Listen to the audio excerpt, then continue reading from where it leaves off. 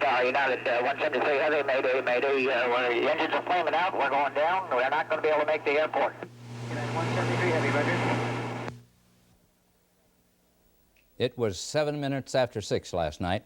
Captain Melbourne McBroom's DC-8, bringing 177 passengers and a crew of 8 into Portland International Airport, crashed a scant 5 3/4 miles short of the runway.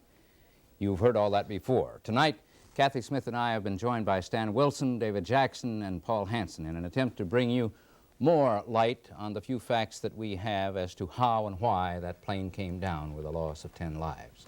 David Jackson was one of the first newsmen on the scene. David, what was it like there? Kathy, for me, and when cameraman Nick Zeller and I got there, the scene was really incredibly confusing right when we reached the crash site. This was just shortly after the crash, I would guess right about 6:30. We got there early, still not knowing, by the way, what kind of a plane went down. As I ran toward the wreckage down Burnside Street, I thought I saw the tail section sticking out, but I wasn't even sure of what I was seeing. I ran into the trees where the plane was actually down, and there were people walking out toward me from that area. And I was asking people what happened and where the plane was, but nobody would answer me, and I didn't know at that time that they were even the passengers from the plane. Finally, one person came up to me and said, "We went down." That's when I knew that it was actually the passengers that were streaming out of the fuselage coming past me, going toward Burnside Street. Some took my coat, other people's coats who were there, that were quickly arriving on the scene. Amid the total confusion, we finally realized exactly what it was we were faced with. It was a long night, beginning actually for us about 1 hour before the jet went down. At 5:15, we were alerted at Channel 2 that there was a DC-8 in trouble over Portland. We called Airlines and went out to the airport to check. There were emergency vehicles standing by, and the crew at the airport radioed back that something was up, but they couldn't determine what. The airlines we called, of course, denied that there was any problem, and they actually might not have known anything yet. Then at 6:10, we got word that a plane went down at 157th and Burnside. Cameramen converged on the wreckage site, where visually you're confronted with the worst. Massive wreckage.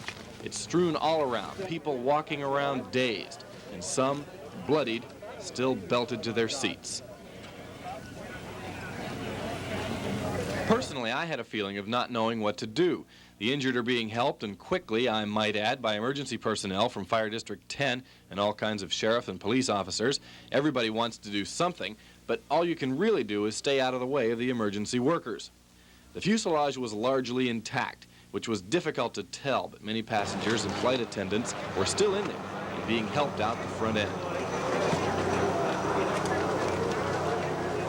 The rescue operation centered on the first-class section, or actually what was left of it. 10 were found dead almost right away. They were all sitting near each other. 4 people died from one Vancouver, Washington family, leaving only one 3-year-old daughter in serious condition. How any of the flight crew managed to live is absolutely incredible. This is where the cockpit should have been. Searchers looked for bodies in the wreckage at the front end of the plane. The dead were then put on a tarp near Burnside Street. Some who were seriously injured were being flown from the scene by a series of helicopters that were ferrying them to nearby hospitals. Actually, the lights from our television cameras were welcomed as they lit up the scene. There were also ambulances from all over the city standing by to take more than 40 less seriously injured to other nearby hospitals. Many suffered just minor scratches or some internal bruises. Okay, we'll go straight to New York. Okay, who's in charge of the patient? Right here.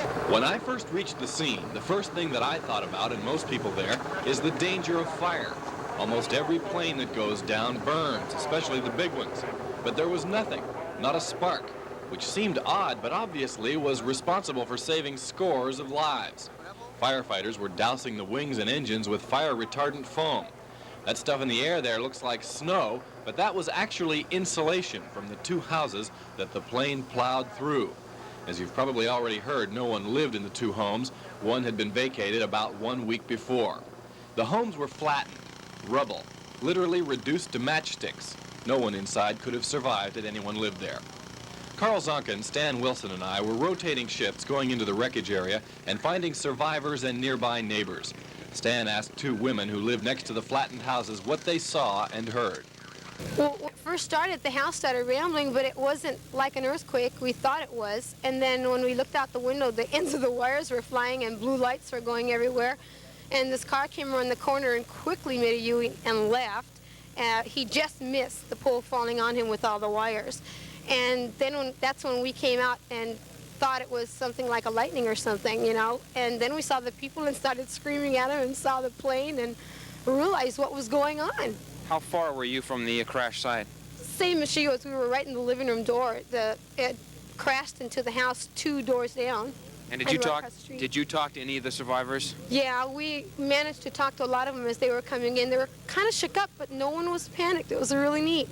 And, you know, they brought in a man that had been hurt, and I helped hold the IVs and stuff when they, you know, prepared to take him out. But other than that, it was just very well, you know, everything worked like clockwork. It was fantastic. This morning, the full impact of the wreckage hit everyone. As we thought last night, most of the fuselage was in one piece. Only the cockpit and the extreme front end of the first-class cabin were demolished. Investigators and searchers said the front end had been wedged under the plane. There was talk today of lifting the plane to get to the cabin. Last night at about 11 o'clock, Carl Sonkin reported that searchers had found the black box which contained transcriptions of the communications between tower and pilots. Channel 2 News obtained tapes of the talk between the jet and the tower made by a local radio operator. The pilot said, "Mayday, we're flaming out and not going to reach the airport." Today's investigation by the FAA is turning up a preliminary finding that was suspected last night. The jet had a landing gear problem and was attempting to correct it as it circled over the city for about 45 minutes. There's a feeling that the pilot wanted to burn off all excess fuel also, in case there was need for a belly landing at the airport. They simply didn't know what kind of condition the landing gear was in. And United officials who spoke to the press in an emergency conference at about 11 last night didn't know what to blame the crash on. I have not been there myself to see it, so I don't know. Today's look at the wreckage will slowly reveal more information about what went wrong last night with United Flight 173. Flaming out, by the way, probably deserves a definition. That is when the plane apparently runs out of fuel. It's when the engine just gives a little burst of flame, I think, and it's out of gas altogether. Poofs out. Right. Well, what he means is that the flame goes out, right? Apparently the flame goes out. In the burner. Yeah. Mm-hmm. Did you smell kerosene when you were out there last night? None. Not even right away when we first got there. And I noticed that right off the top. There was no fuel, no leakage, and I was worried about fire in the first place, and you just simply didn't smell anything. According to another pilot, that means that he was probably out of fuel. Mm-hmm. Did that rescue operation seem to be going along fairly smoothly, even in the dark days? Very, very smoothly, although it's difficult to comment when you're there like that. I was talking to Carl about it when we were both out there at the time. You don't really know what's happening. You don't get accurate information because everybody has an idea what's going on. A lot of confusion, but I think under the circumstances, an excellent job was done all the way Of course, around. that's where communications comes in. And I Right. guess there were some problems with communications. Paul Hansen was checking into that today. Paul? Yes, Richard, a combination of factors helped cause a series of isolated communications breakdowns last night just before and after that tragic plane crash. To begin with, the control tower knew at 5:15 that Flight 173 had a problem with its landing gear. The plane circled, and finally at 5:58, the tower notified the Portland Fire Bureau, which dispatched units to the airport. Had the plane landed at the airport, there would have been many fire crews and ambulances on hand, but at 6:14 p.m., the captain radioed that he was going down and could not make the airport. The plane crashed at 157th and East Burnside, but the Fire Bureau had information that the plane was down somewhere between 150th and 157th and Sandy. Fire crews raced to the scene. The Portland Fire Bureau called AAA and Care Ambulance. Breakdown in communications. Buck Ambulance was not called.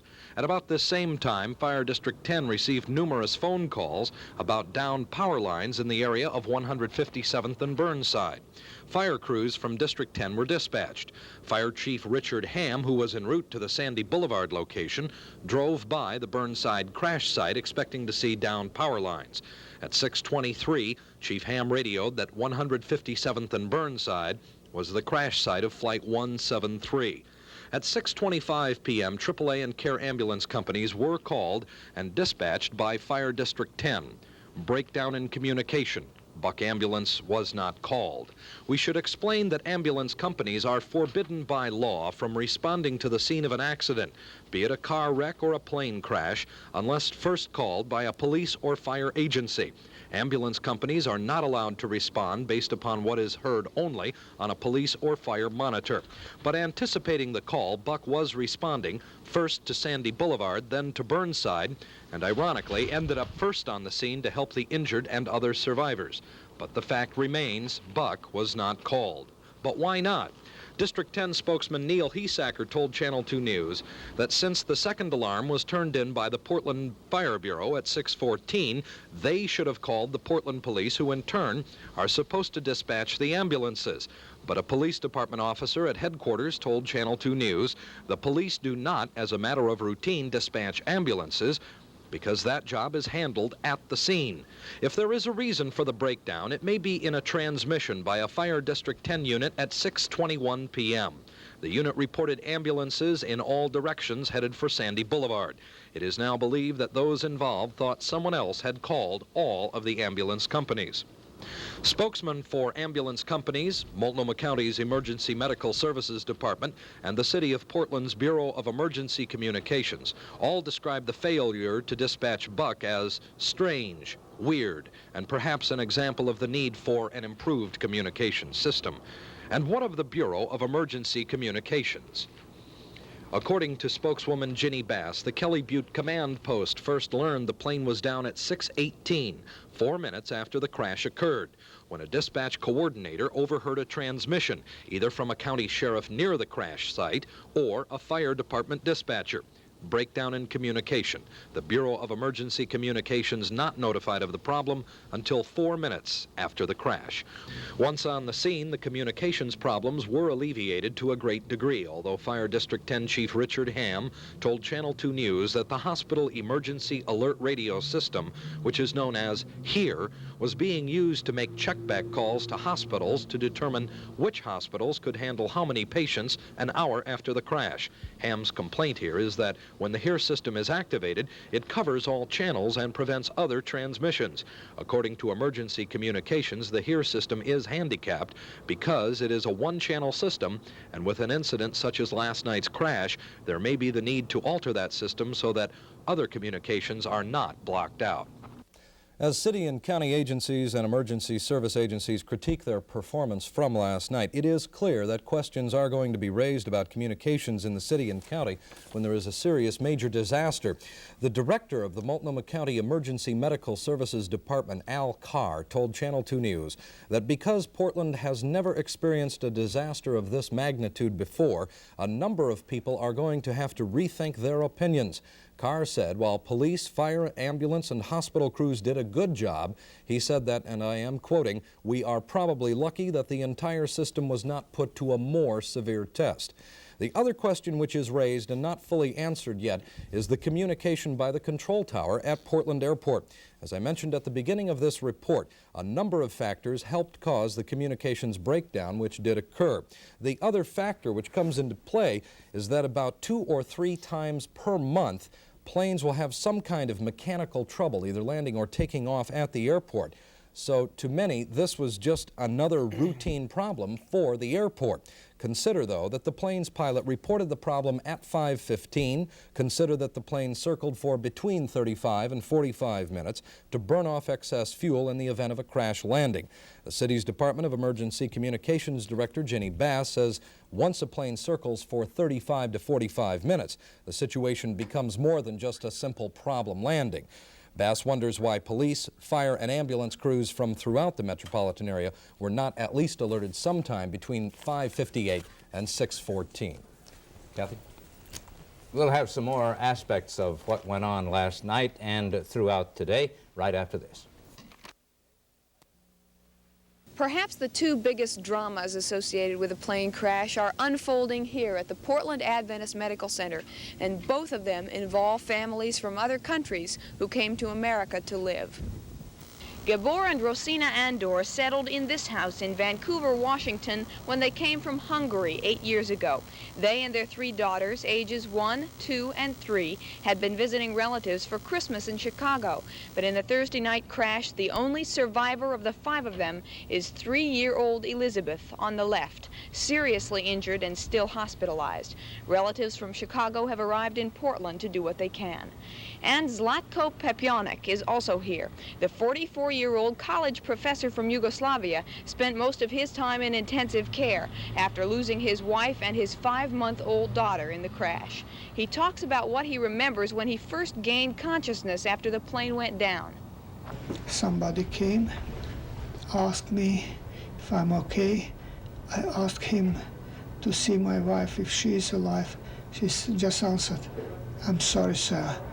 And I wanted him to find my little daughter, but he was in a hurry and he came immediately with the folks, medical folks. They took me away. The Pepionics had been moving to Portland, where Zlatko had accepted a consultant's position at Portland State University.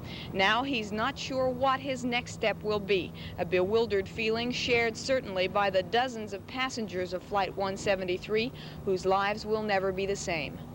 Chris Thomas, Channel 2 News. There's a family in Lake Oswego who are counting their blessings tonight. All 5 of the Henry German family were aboard that DC-8, and all 5 of them escaped with their lives, though one son, John, was way up front in the aircraft. Henry German begins the story of their family miracle. We divided ourselves up to certain people to use certain doors, and then we appointed people to be there to open those doors and instructed those people in how to open the doors. Now that's how your family became so spread out in the airplane, because they moved you around. Yes, part of that was because of the being moved around, because they wanted to put certain people that had volunteered to man the doors at those locations. And that's why Jonathan, who is the miracle of this whole thing, got seated up in row 4. And we are just so thankful, because so many people up in those rows didn't make it. John, did you have any indication that you were going to be crash landing? Oh, I knew we were going to crash land. I just didn't know we'd crash land in a whole bunch of trees. You thought you were going to be at the airport, on right? The runway, yeah. Uh-huh. What did it feel like? I was nervous, shaking. I really didn't feel too uptight because I knew I'd make it. I just have faith that I'd make it. You grabbed a hold of your ankles? Yeah, and put a pillow between my head and the seat in front of me. And on the first jolt, the pillow dropped down and my head hit the seat. And in the remaining jolts, my head just got cut open by the seat in front of me. Where's that cut? It's on the back of my head right here. And I understand you broke your nose, too. Yeah, I broke my nose. How long did you pass out? I may have. I really don't know. As soon as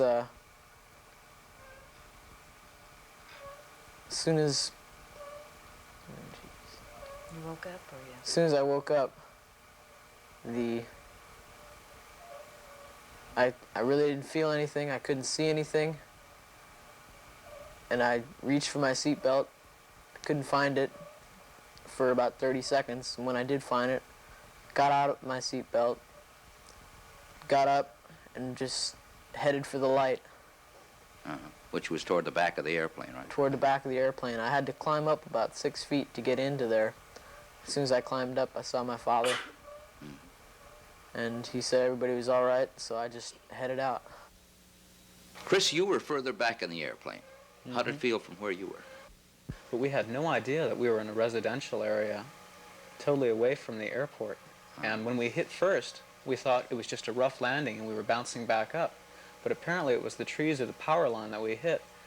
And then we went into the trees and had a bunch of sudden jerks and rumbling and a stop very abruptly. And it felt like we had just slammed into a big wall and crashed right through it.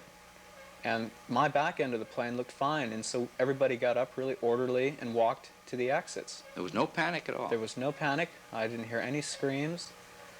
But as we got out, we listened, and people were saying, people are dead up in front.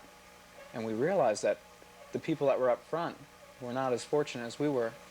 And at this time, you didn't know where Johnny was? I didn't know where any of my family was, and I wasn't able to see them or say a last goodbye or even see how they were doing. And I just sat there with myself, and I prayed. I asked God to pull us through. I didn't think we were going to crash. I thought, this is all just a big hoax. We're going to make it through. But we did, and I did pray, and we came through, and it's only because of God. This must have been a terrible experience for you, Norma Jean. with the family spread all out in the airplane. How long did it take you to get back together? I think it took about an hour and a half to 2 hours. And there was a long time in which I did not know whether Henry and John were alive, because I knew they were in the front of the plane. And I could not find Jennifer. I could not see her in among the crowd anywhere. Chris was out looking for her. Chris and I had met each other quite soon. I was on the wrong side of a power line, and it took a while to get over to him. I had no shoes on because we were told to take all the spike heels, and I had high heels on, off. We might damage the chute going down it. So I did. I took it off and ran through the brambles and the briars and the weeds and the bushes and the trees and the so forth with another lady. Was Jennifer sitting with you in the No. airplane? She was asked to leave her seat beside me and sit one row behind me between two men, which she did. And they promised they would buckle her in tightly. The stewardess had insisted that one of the small pillows be put between her stomach and the seat belt, because very small children very often slip right out of the seat belt on such any impact. And so they assured me that that cinching was very tightly done. And I just had to have faith that they would do the job. They also assured me they would watch out for her. Now, I understand those chutes or those slides, they didn't work properly. No, I think that the United Airlines people did their jobs all very well, but I would find fault with the equipment. The slides inflated before we had a chance to open the doors, and this became an impediment to even getting to the doors, let alone opening them. And in fact, one of the stewardesses was kind of trapped underneath this inflating balloon and had to fight her way out of it to get back up to the surface. And then you had trees outside the airplane holding the doors shut. Right. We got this, on my side, we got one door partly open, and there was a tree stump in the way, and we couldn't go any further, so we directed people to go out the other side. Now, Henry, once you knew that your family was safe, you stayed on there and worked to help other people out. Well, I realized that my family was safe, and I was completely intact without a scratch on me, and I reasoned that I might just as well do something useful. So I helped take people away from the aircraft in the event that it might catch on fire, because that's the standard procedure, again. And this off-duty United Airlines captain and I worked together and carried several people away from the aircraft to a safer position. And none of the enormity of all of what had happened really hit you until this morning, is that right? It didn't bother me. I didn't feel really any emotion of any kind until this morning, and I realized what had all happened. But at the time, I just realized I was alive and well, and I might just as well do something useful, and I did. Well, you're a very happy-looking family. And we're glad to be here. There's an ironic twist to this plane crash here in Portland. One of the men on board the plane was a fugitive. Kim Campbell escaped from the Oregon State Penitentiary in January and was caught in Colorado. He was being escorted back to jail, but now is loose and on the run. Reporter Elaine Murphy has more. In the confusion of last night's plane crash, Oregon State Penitentiary inmate Kim Campbell once again seized the opportunity to run, but not without helping others first. Campbell's escort, Captain Roger Seed, said one of the stewardesses asked them to help people out of the plane once they landed. And according to Captain Seed, that's just what the two of them did. So I jumped out of the plane and stood down below, and Campbell handed these people down. He helped them down, and I would catch them and hurry them on out of the way. And he was up there hurrying them on through, encouraging them to get on down and tell them there's someone down there to catch them, and they'd be all right. Campbell and Captain Seed looked for others. Then Captain Seed jumped out one side of the plane, Campbell out the other. That's the last Captain Seed saw of him. One woman reported seeing Campbell at the Red Cross Blood Donor Center last night, but Multnomah County Sheriff's people say they don't think it was him. Sheriff deputies returned to the scene today, but said Campbell's trail is too cold. They say they have some leads, but that compared to helping other people through this disaster, finding a helpful fugitive isn't all that urgent. Elaine Murphy, Channel 2 News, Portland. To understand the physical characteristics of the DC-8 Super 61 and its capabilities and limitations, I called on David Strunk, who is a 747 pilot for another airline.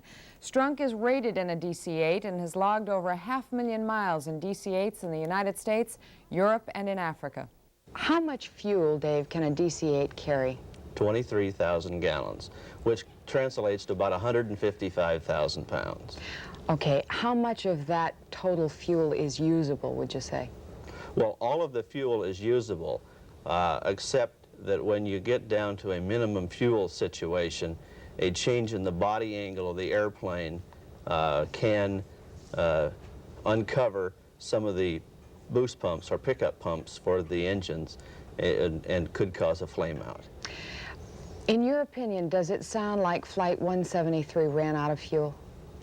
Well, that would be too early for me to say anything like that. You would have to go through the complete investigation to see whether the engines were pulling power and if there was any kind of a malfunction in the fuel system itself, either boost pump malfunctions or some of the pickup pumps in the fuel tanks to determine if any of those had malfunctioned. If the pilot radioed in that he had 3,000 pounds of fuel, does that translate to about 500 gallons of fuel, roughly? Yes. Okay. How fast would it take, Dave, for that airplane to use up 500 gallons of fuel? Okay. In an approach situation, it would take approximately 20 minutes to burn up that much fuel. That's under normal conditions? Under normal holding pattern or holding conditions. See, a DC-8 will burn about 10,000 pounds of fuel per hour in a holding situation. Is it true that all commercial airliners are supposed to carry enough fuel so that they can not only reach their destination, but reach an alternate destination and still have 45 minutes worth of fuel on board? Yes, that is correct. And due to the situation that possibly came up with gear malfunction, etc., then this would eat into that reserve. There have been complaints from area residents that the plane had been cutting over a residential area instead of staying near the airport. Can you tell me what the procedure is for an airplane that has a problem? Where do they fly? Are they vectored out to an area around the city, or can they fly any pattern around the city? Okay. The pilot in command will have to determine what he will need to do. In other words, in an abnormal or alternate or emergency situation, the pilot in command is the final authority. He will request from air traffic control a particular area that he wants to hold in, to search out and to determine what a particular gear problem or any other malfunction may be. So it is entirely based on pilot in command's decision. If, for instance, air traffic control was not able to give him a particular clearance when he needed the clearance, then he'd have to declare an emergency and use his emergency authority to do whatever is necessary to get the airplane back safely on the ground. Would it be normal for that pilot to try and jettison fuel while he was in a holding pattern? Not unless he was above landing weight, or unless he determined that he would jettison down to minimum fuel for safety reasons. There is a book that has been written recently, was just reviewed in Aviation Consumer by a man named Rodney Stitch. It's called The Unfriendly Skies, and apparently the author is a former air safety investigator, a former airline pilot, who says that United Airlines has the worst record of all of the airlines for mechanical safety. Would you agree with him, or would you say that you have heard in the industry that this may be true? No, I have not heard anything like that at all. In fact, all of the United people that I have discussed safety items myself with have been very, very cooperative. And And I'm on a meeting each year at Seattle's Boeing Field with, it's called a Flight Operations Evaluation Board.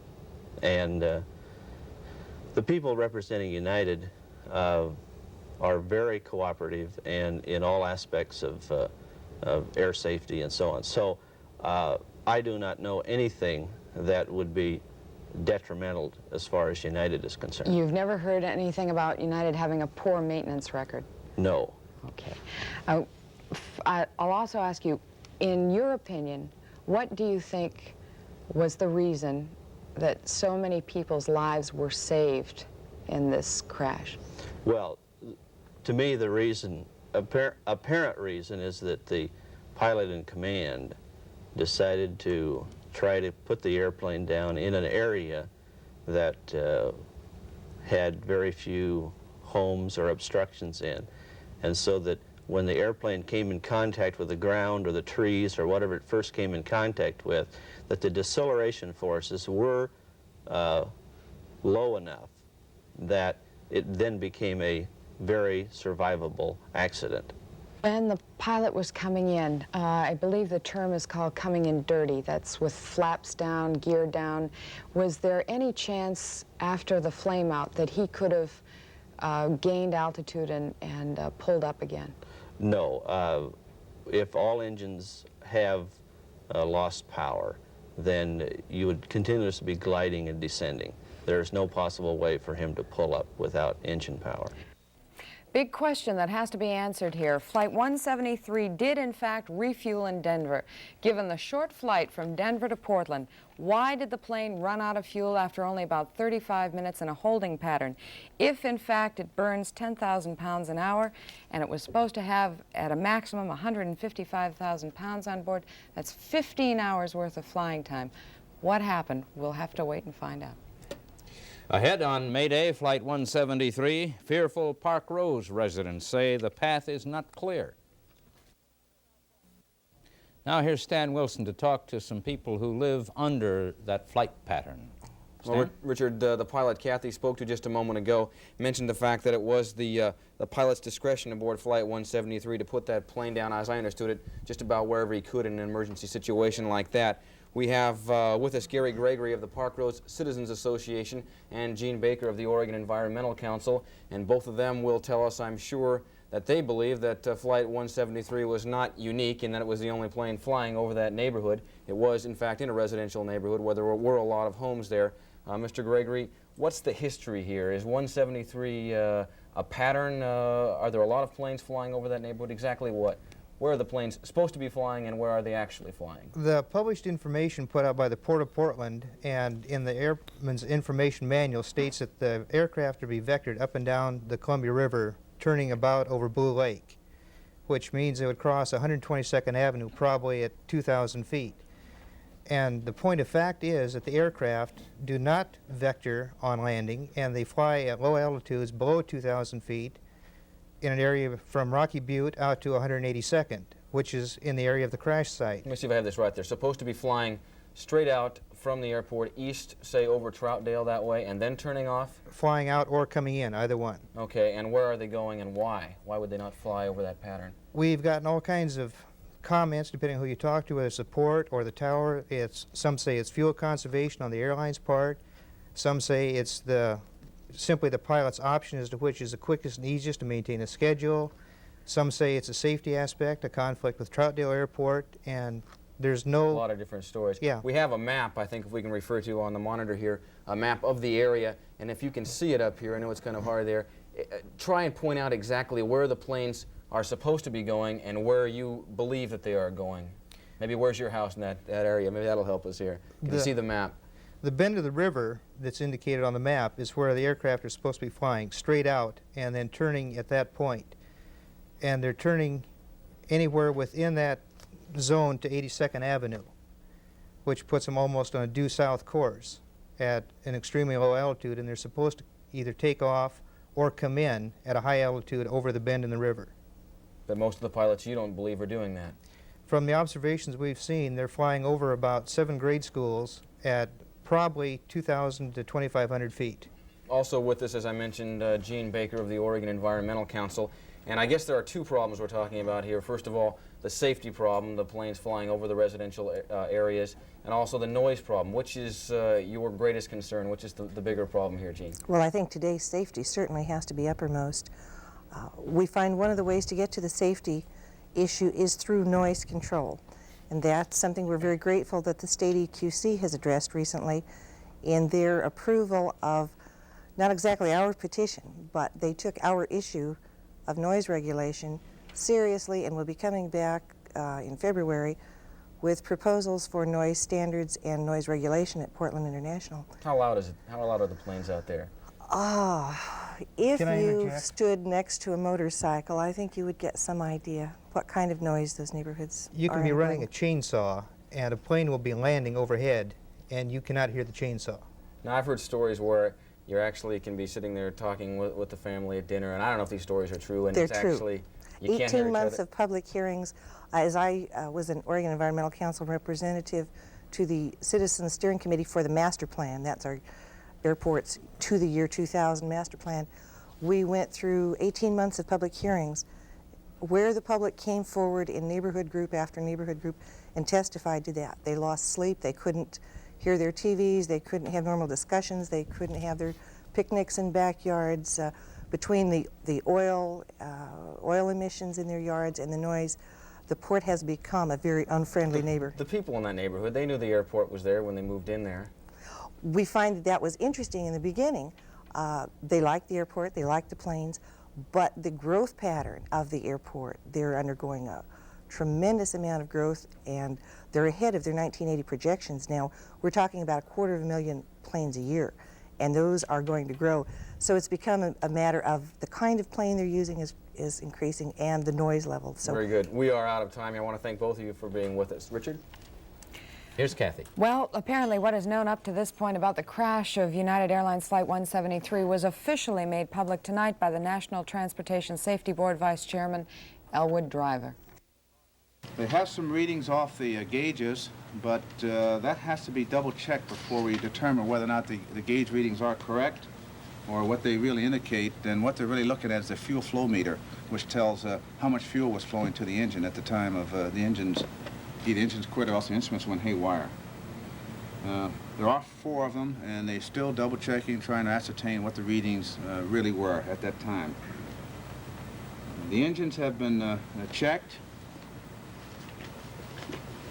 The fuel tanks have been checked incidentally.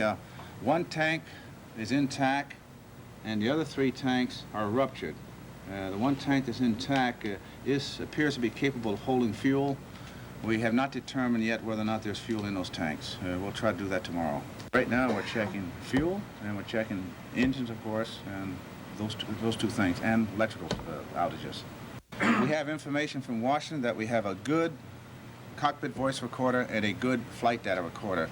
And what I'm saying is that the tapes are good and we should have pretty good readouts on them.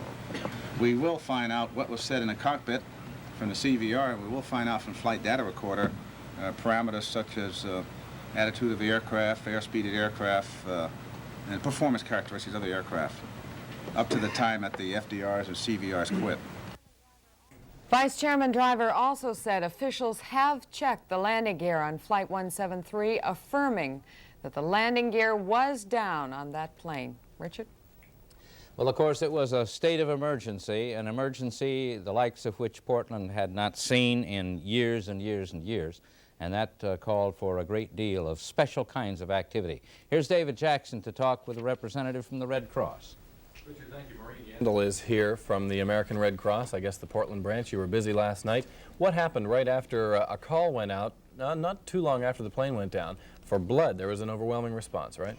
It was a fantastic response, and I think the community of Portland should really be very proud of themselves. The community responded within half an hour to 45 minutes, and we have had about 400 people that responded to that call just immediately, and it was just great. Was it actually more than you could handle right then? It was more than we could handle.